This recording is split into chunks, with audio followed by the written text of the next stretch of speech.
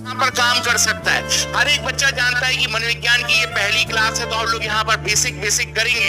अरे लेकिन आप जब टीचर बन जाओगे तो आपके सामने बच्चे आएंगे तो आपको उन बच्चों के व्यवहार को समझना है। हो सकता है आपकी क्लास में डिसलेक्सिया से ग्रसित कोई बालक हो सकता है डिस्ग्राफिया से ग्रसित कोई बालक हो सकता है एडीएचडी से रिलेटेड कोई समस्या हो सकता है कोई समस्यात्मक बालक हो जो दिन भर लड़ता रहता है, चोरी करने वाला बालक है। अब ऐसे बालक आएंगे तो आपको उनके मन, उनके आत्मा, उनके आंतरिक व्यवहार का अध्ययन करना ही पड़ेगा।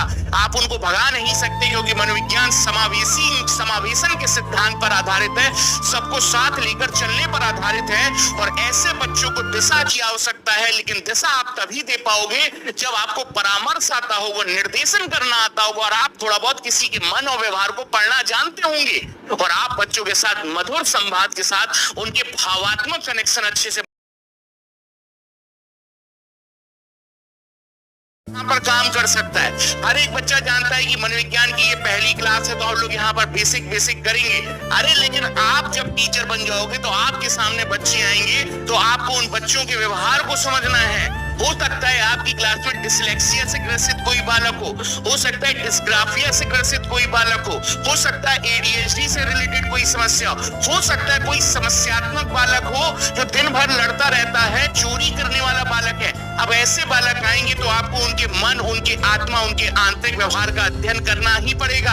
आप उनको भगा नहीं सकते क्योंकि मनोविज्ञान समावेशन के सिद्धांत पर आधारित है, सबको साथ लेकर चलने पर आधारित है। और ऐसे बच्चों को दिशा की आवश्यकता है, लेकिन दिशा आप तभी दे पाओगे जब आपको परामर्श आता हो, वो निर्देशन करना आता होगा और आप थोड़ा बहुत किसी के मन और व्यवहार को पढ़ना जानते होंगे और आप बच्चों के साथ मधुर संवाद के साथ उनके भावात्मक कनेक्शन अच्छे से